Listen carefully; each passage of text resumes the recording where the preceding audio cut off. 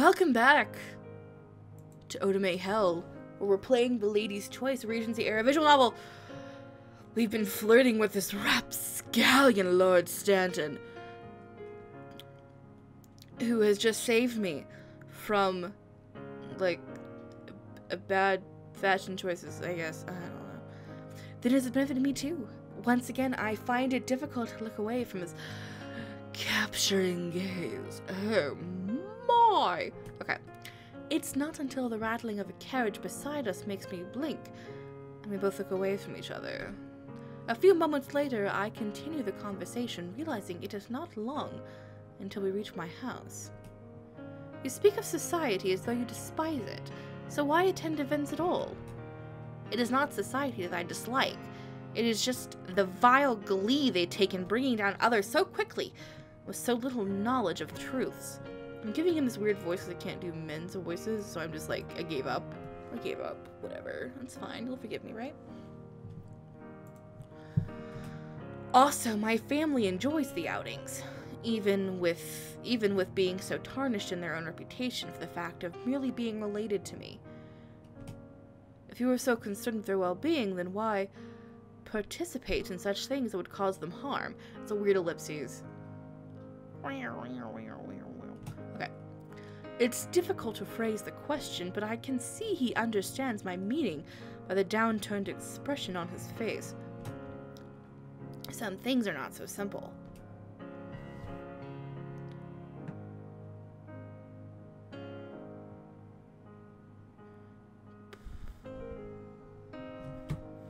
Oh, get on about his gambling addiction. I'm gonna get on about his gambling addiction. That one. Some things should be worth more than a bet. He glances away, his brow creasing deeply. Your words hold a truth I have carried for many years. I open my mouth to ask what he means when he suddenly draws to a stop. We're at my house. This is your residence, is it not?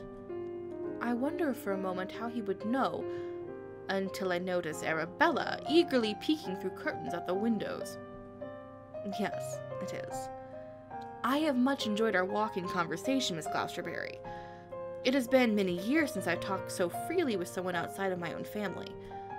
Would you care to come inside for tea, Lord Stanton? It would only be fair to do so, to thank you for your help earlier. For some reason, I feel rather eager to keep his company. I shake away the thought and glance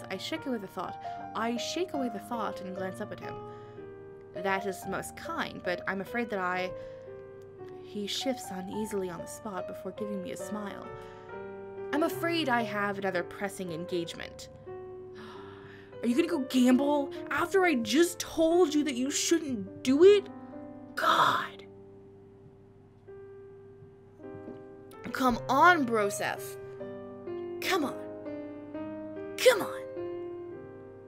What's the dealio? Come on.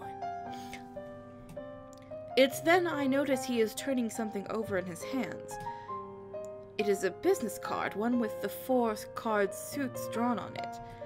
Even after our previous conversation, it is the card tables which are on his mind. Yeah, there it is. It is the card tables which are on his mind. Of course, I understand. I pull my hand back from his arm and turn to stand before him. Another time, then. Most definitely.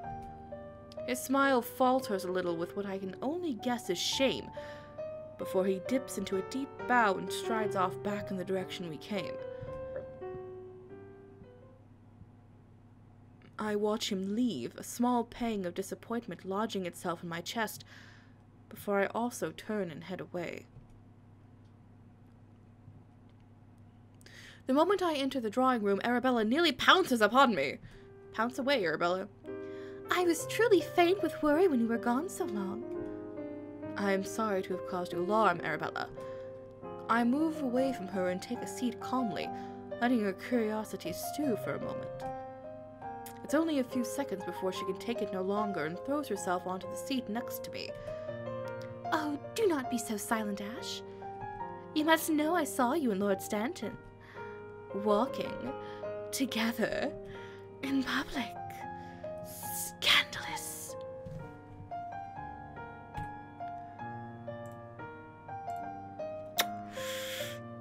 I'm not gonna talk about being in trouble. I want to just definitely push her.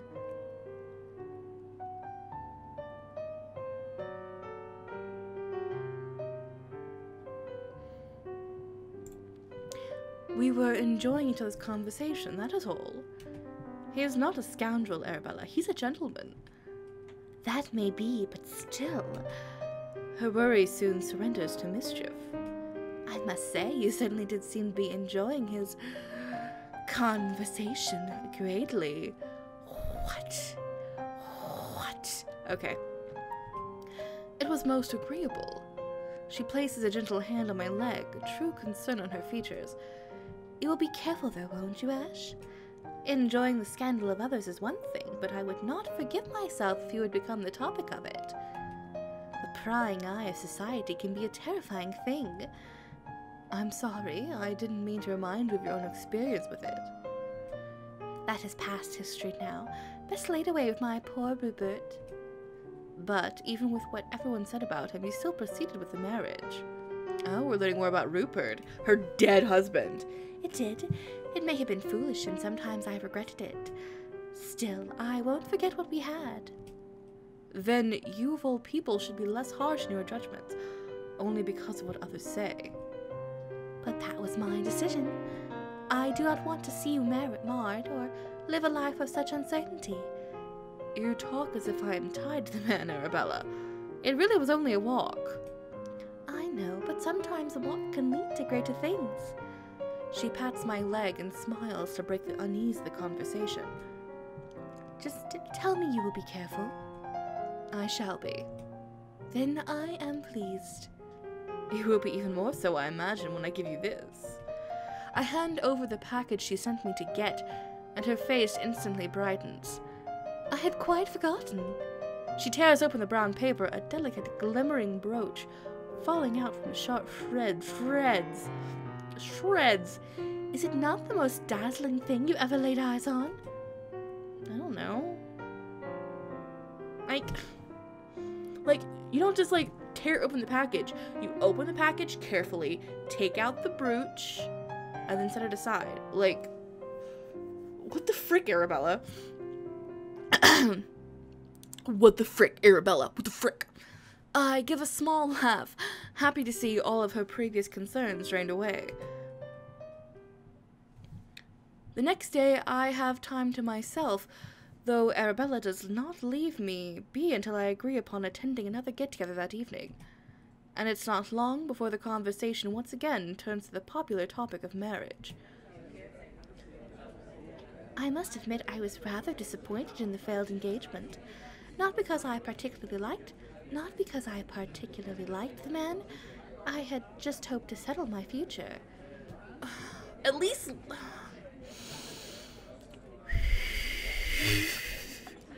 Come on, man. Come on. But would it have been such a good idea to settle with someone you didn't even particularly like? I suppose not.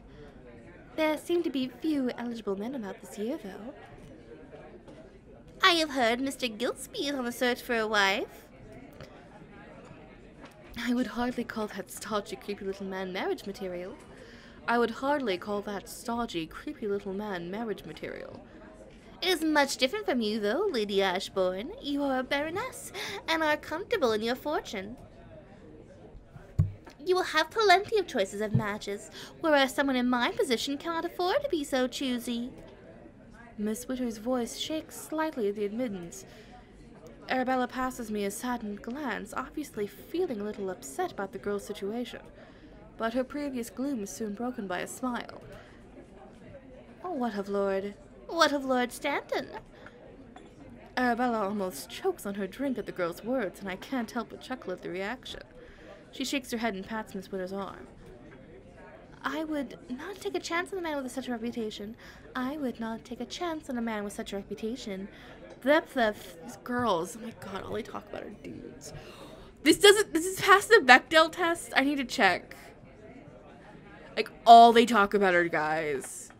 I might have to go back and, like, actually look at it. Because, like, I get that that's what it's all about. But, like, oh my god. Oh my god, it's starting to wear on me a little bit. I'm gonna be straight up with that. It's wearing on me quite a bit. Miss Widow suddenly leans in a little conspiratorially, and we do the same. I hear some lady is taking a chance on him, though. What do you mean? What have you heard? The questions pour from my lips in a flustered mass. They both glance at me in confusion of my sudden flurried outburst, so I clear my throat and smile. I'm merely curious. My aunt saw him walking with a woman yesterday down the street. The lady had apparently linked her arm with his quite openly. It suddenly becomes obvious who that woman was, remembering my stroll back home with Lord Stanton the day before. Arabella's gaze slides to meet mine, but I quickly glance away. Oh my. Oh my. Oh my. Did your aunt take note of the lady? And Miss Widow shakes her head. She could not tell the lady, as my aunt could only see them from behind. Though she could not mistake Lord Stanton. He is one of the most handsome men in town, after all. Yes, he certainly is that. Wink, wink, nudge, nudge. That's the... I'm making clicking sounds. Sorry. A nudge from Arabella's elbow curbs my spreading smile. If I had a little more courage, I am sure I would pursue. If I had a little more courage, I'd do it myself. But I don't. So, status quo for this gal. The man does not deserve such attention from respectable young women. Though she speaks to Miss Witter, I cannot help feeling she is directing her words at me. What kind of future would you have with a man who was so willing to throw his fortune away? Gambling is a disease that has taken many a young man, and marriage has never been a cure for it. I can't help but glance away, a frown pinching at my brows. Oh, frick.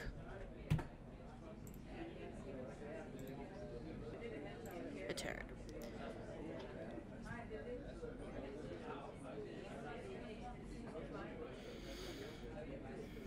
Let's say that one. We shouldn't be speaking of him like this. It is unfair to talk of someone we know little of their true character. That is true, though I cannot see how his character could differ much from those who also carry his vice.